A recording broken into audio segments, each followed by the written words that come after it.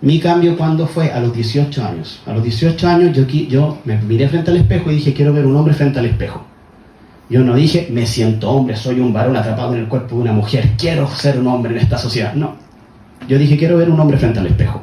Y en base a eso empecé a buscar cómo podía ser, a través de tratamientos hormonales, que en ese momento en Chile no se sabía nada, la palabra trans no existía, la palabra transexual tampoco. Yo ni siquiera tenía amigos gay, lesbianas, nada. O sea, yo no estaba relacionado ni cerca del mundo LGBT, así que yo influencia externa no tuve. Solamente fue un pensamiento que cruzó por mi cabeza y le di para adelante.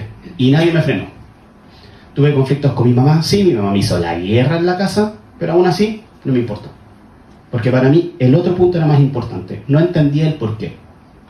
Pero en ese entonces sí me metí al mundo LGBT. Cuando me metí en el tema del activismo fue cuando empecé a conocer todo este glosario de cosas que han ido cambiando en el tiempo, las cuales también han ido agregando muchas otras cosas más. ¿Ya? Antes era la palabra solamente transexual. El transexual era el que transicionaba de un sexo al otro socialmente, químico-quirúrgicamente, y ese era el transexual. Después se agregó la palabra transgénero. Sí. ¿Por qué? Para que las personas que todavía no empezaban con el tratamiento hormonal no se sintieran mal ni discriminadas, porque los transexuales eran súper malos y los discriminaban y los trataban mal porque les decían que ellos no eran trans. Entonces generaron la palabra transgénero. Después resumieron todos los dos a solo trans. Y en ese solo trans me dieron un glosario completo de terminologías que ahora literalmente cualquier cosa es ser trans. ¿Por qué? Porque lo que les interesa es deconstruir al ser, que nada tenga un significado como tal. Entonces el transexual, que es una persona que necesita ayuda, que necesita terapia, no para evitar la transición, sino que para que haga la transición, si es que así lo desea, en las mejores condiciones posibles. Y esto quiere decir condiciones psicoemocionales mejores posibles, que eso es lo importante, porque eso es lo único que baja las altas tasas de suicidios que tiene la comunidad transexual, que son alrededor del 40%. Pero esa tasa no disminuye porque la persona entre en tratamiento hormonal. Incluso después de un ciclo de 8 años de tratamiento hormonal, operaciones, incluyendo la operación genital, esa tasa aumenta al 60%, 65%. En países donde esto está recontrasumido, países donde la discriminación no existe. De hecho, hay discriminación positiva como Suecia, Noruega, Finlandia, donde llevan años tratando con terapia afirmativa a los niños, a los adolescentes, a los adultos, tienen todas las oportunidades y tienen todo a su favor. Aún así, en esos países la tasa de suicidio no baja. Entonces, ¿cuál es el problema? ¿En la sociedad? ¿En la discriminación? No, ahí no está el problema siempre estuvo acá. Por las condiciones y situaciones que han pasado durante su vida, y eso es lo importante que hay que saber. Y por eso yo estoy en contra de la despatologización de lo trans, porque las personas trans necesitamos psicólogos capaces de poder ayudarnos. Pero si tenemos psicólogos que lo único que saben es llevarnos el amén y que no se atreven a hacer una terapia exploratoria porque les van a quitar el título, porque les van a meter presos, porque van a tener una funa en redes sociales, porque les van a tener a la primera organización trans puesta ahí en la puerta de la clínica queriendo que lo despidan, así imposible que tengamos una salud correspondiente. Y eso nos da realmente una mejor calidad de vida. Pero las personas trans, gracias al activismo y a un montón de cosas, se les promete algo que no es, que es que el tratamiento hormonal y las operaciones y la aceptación social, que es el primer paso, que es esta terapia afirmativa, la terapia social, donde llega un niño y te dice, es que yo soy niña. Oh, bien, maravilloso, entonces vamos a tratarte hoy día. ¿Cómo te quieres llamar? María. Muy bien, entonces eres María.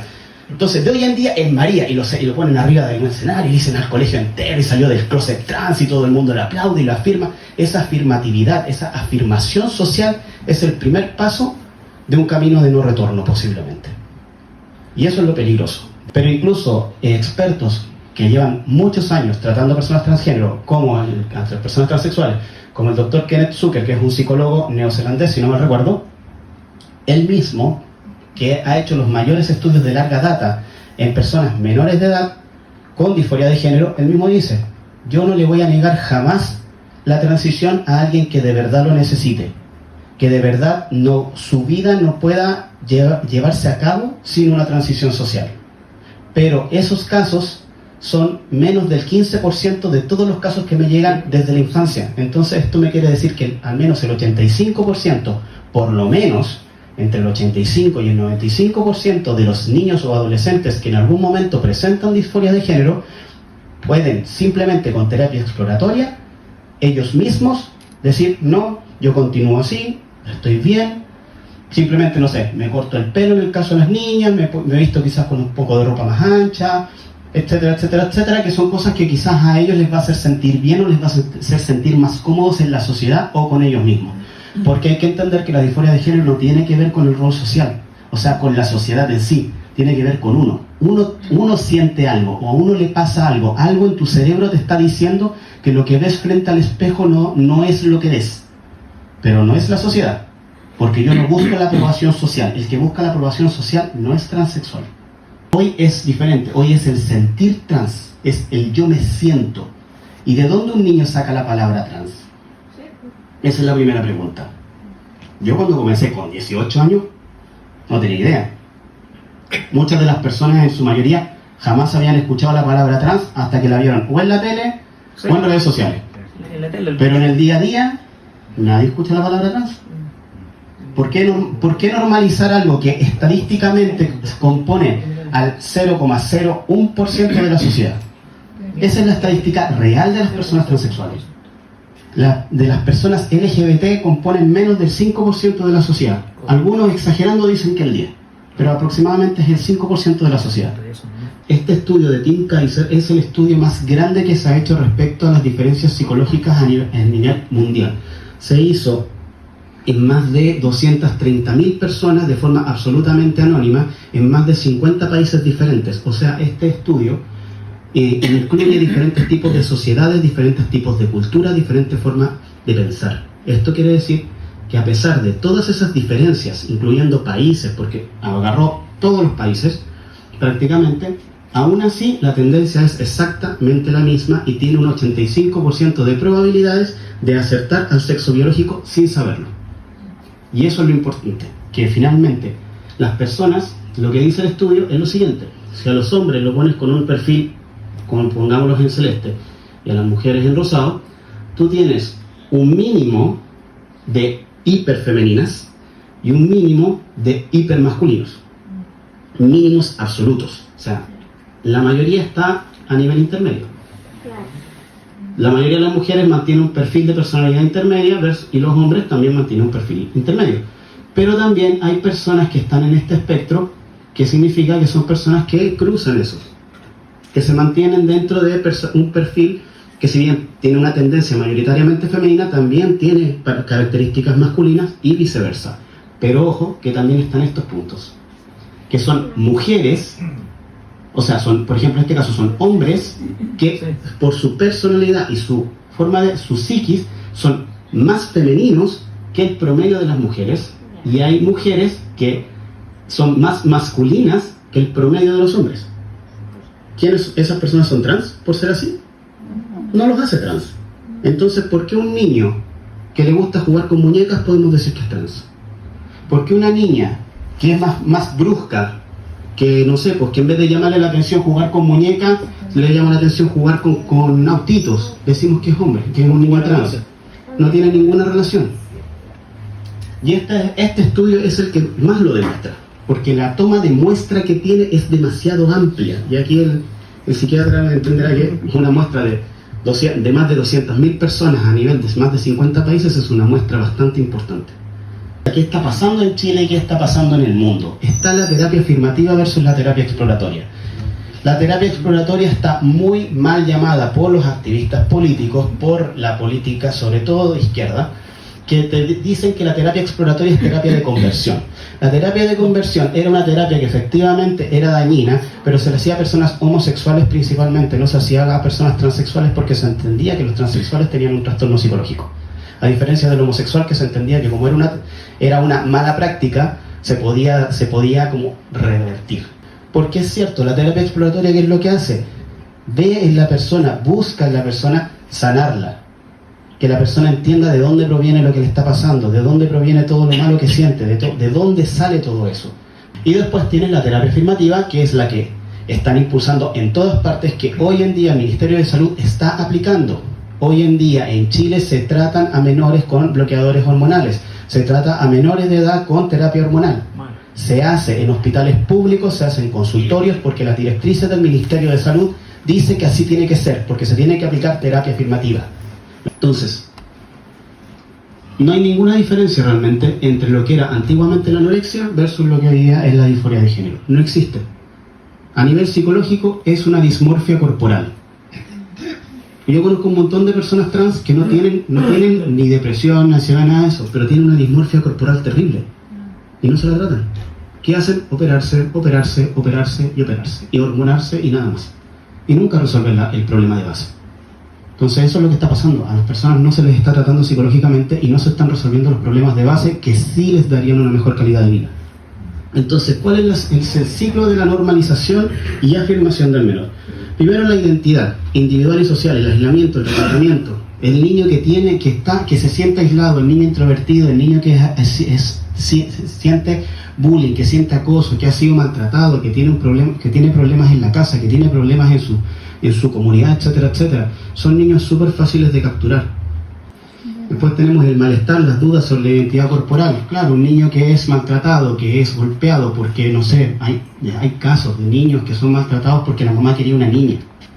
El niño no tiene la culpa de haber nacido varón, pero la mamá precisamente lo golpea, lo trata mal porque es varón y se lo dice, lo verbaliza.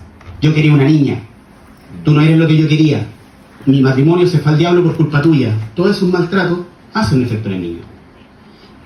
Después tenemos que esos niños que están teniendo este perfil psicológico caen en las redes sociales, se inundan en las redes sociales, donde caen en esto de el amor es amor, donde caen en este tema de la pertenencia. Yo pertenezco a un grupo social que me quiere, que me acepta tal cual soy, no importa lo que yo haga. No importa si me creo perro, si me creo gato, si me gustan todos, no me gusta ninguno, si soy hombre, si soy mujer, si no soy nada. No importa eso, lo que importa es que me van a querer igual. Después pasa esto, el deseo, el derecho, la iniciación de la transición social, el cambio legal, la transición médica. Porque así es un círculo vicioso donde al niño se le prometen, en las redes sociales y en los medios se les promete que toda su vida va a mejorar y va a cambiar y se va a sentir mejor si empieza con la transición social. ¿De dónde viene todo este cuento? De esto, que esto es un negociazo, ¿Qué pasa? Que nosotros tenemos a un niño que efectivamente tiene problemas, y nadie dice que una persona trans o un niño que dice ser trans no tenga problemas, los tiene. ¿Qué pasa? Que ese niño llega a un punto en el cual presenta una disforia. Con esa disforia, con esos problemas, con ese problema de socialización, con esa dificultad para expresar sus emociones, sus sentimientos y todo eso, se inunda en redes sociales. Y en redes sociales, ¿qué es lo primero que va a encontrar cuando ponga siento malestar, me siento mal, tengo descontento con mi cuerpo? Eres trans. Después de eso llegan a lo que son, a través de las redes sociales, llegan a lo que son las ONG. Llegan a estas ONG y estas ONG los guían hacia lo que es la terapia afirmativa. La terapia afirmativa lo lleva a lo que es el protocolo de salud trans. Que el protocolo de salud trans, ¿qué es lo que dice? Si el niño dice que es trans, entonces es trans, no se puede cuestionar, por ende tiene que pasar a hormonización o bloqueadores de hormonales, a pesar de que son ilegales, todavía. Y así van a estar, por un lapso de aproximadamente 8 años, que fue el que yo le dije que es cuando aumentan las tasas de suicidio. Es por eso, porque después de todo ese ciclo, nunca buscaron la raíz, nunca buscaron el porqué de ese malestar. Y como nunca buscaron el porqué, se encuentran que después que hicieron todo el trayecto, nunca solucionaron el inicio. Entonces, ¿quiénes están metidos en esto? Todas las organizaciones que son literalmente accionistas o tienen clínicas de género, clínicas donde operan, o son farmacéuticas que son las que hacen las hormonas y los bloqueadores. De hecho, gran parte de esas mismas farmacéuticas son las que han pagado por los estudios con los cuales se han hecho los protocolos de salud trans. Por ejemplo, el protocolo holandés, que es el protocolo que es como más conocido, sí, fue pagado en gran parte por una farmacéutica que hace uno de los contenidos de los bloqueadores hormonales. Hay intereses de por medio y es mucha plata. Si un bloqueador hormonal te cuesta 250 lucas, un tratamiento hormonal, la hormona, la testosterona, cuesta 100 lucas, 120 lucas. O sea, si esto no es barato, es absolutamente caro, pero ¿Qué hacen? A través de las organizaciones hinchan, que esa es su pega. ¿Para qué? Para que los legisladores legislen leyes en las cuales el Estado provea salud trans. Entonces ya no necesitas que la gente compre las hormonas, sino que lo que haces es que el Estado le compra a la farmacéutica las hormonas para después dársela al público necesario. Y también que el Estado sea el que hace las operaciones, porque también tienes un montón de clínicas haciendo operaciones que son operaciones estéticas, porque ninguna es una operación que realmente una persona necesite. O sea, si a mí me sacan los pechos, no es necesario. Yo tenía pechos sanos. Si a un chico le ponen pecho, no le están volviendo, no puede amamantar. Es un pecho que es estético. Entonces, ¿qué pasa? Que por un lado tienes la parte biomédica, que es el DSM y el CIE, versus lo que es el activismo. Si uno ve sobre todo esta línea, es el ámbito biomédico y el ámbito activista. Y justamente donde se van haciendo los cambios a nivel biomédico, en el CIE y el DSM, justo coincide extrañamente o sospechosamente con movimientos de activistas. ¿Quiénes son los científicos detrás de la ESI? Son estos. Harry Benjamin, que era un endocrinólogo, que es el fundador o el que inspira lo que es la WPTHA, que es la Organización Mundial para la Salud Trans. Después está Alfred Kinsey, que es un zoólogo, que es el ideólogo de lo que es la educación sexual integral. Alfred Kinsey es un pedófilo y sus estudios se basan en estudios que se hicieron de abuso a menores de edad. John Money es un psicólogo que él fue el que inventó la palabra género y más conocido por el fallido experimento con los gemelos Reimer, donde uno de los gemelos efectivamente antes del año en la circuncisión hubo un problema eléctrico. La cosa es que literalmente le mutilaron sus genitales, pero no fue por ganas, fue por un accidente, y los papás en la desesperación vieron a John Money en la tele, donde él decía que el sexo es una construcción social, y como construcción social tú puedes criar a un niño que biológicamente es niño como una niña, y ella va a creer que es niña. Bueno, estos padres llevaron a sus niños a donde John Money, y John Money, ¿qué hizo? Agarró a los gemelos, agarró a Brandon, en este caso si no me equivoco que era el nombre, John Money, y lo transformaron en una mujer. ¿Qué pasó? Que la mamá decía, siempre tuvo actitudes de hombre. O sea, quería orinar de pie, quería jugar con su hermano, quería jugar juegos bruscos, o sea, quería subir arriba al árbol. Siempre fue un niño. Y siempre lo demostró, a pesar de que todo el mundo, sus papás y todo el mundo le decía que era mujer. Tenía incluso genitales de una mujer. Pero aún así, la biología es más fuerte y siempre va a tirar más fuerte. ¿Qué pasó al final? A los papás, con los varios intentos de suicidio que hizo, finalmente le dijeron la verdad. El hermano que nunca operaron, entre los 18 y los 20 años, terminó muriendo por una sobredosis de droga. Y el que finalmente se operó, al que operaron, si bien volvió a detransicionar, volvió a ser varón, vio a John Money en la tele en el año 2000 y algo, hablando de que este experimento había salido súper bien. De hecho, hay un libro de este experimento.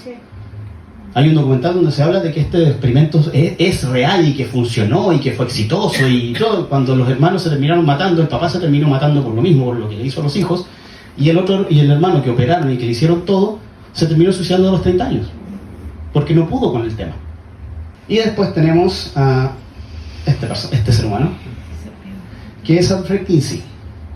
Alfred Kinsey escribió esos 2 libros, de los cuales utilizó 317 menores de 3 meses a 14 años que fueron literalmente abusados por pedófilos, para hacer su estudio de que los niños son seres sexuales y que son, de hecho hay un libro que habla de que los niños son sexuales desde el nacimiento, o sea que ellos sienten placer sexual en cualquier parte de su cuerpo. Y de este informe se ve esta tabla, sale en esos libros, que ahí dice 5 meses, número de orgasmos, ¿ves? Tiempo involucrado, no dicen definido. Después tienes 11 meses, número de orgasmos 10, durante 1 hora. Tienes a un niño de 4 años de edad donde supuestamente tuvo 26 orgasmos durante 24 horas. Cuando ellos hacen como la tabla y describen cómo supuestamente eran estos orgasmos, ¿qué es lo que dicen? Que el niño grita, patalea, le pega a la otra persona, llora. ¿Eso qué es? ¿Un orgasmo? ¿O es un niño que está siendo violado? No estoy en contra de una educación sexual basada en la biología y en la ciencia real, de acuerdo a la edad del niño y con el pleno consentimiento de los padres. Peleen por los niños, porque la inocencia de un niño vale cualquier pelea. Gracias.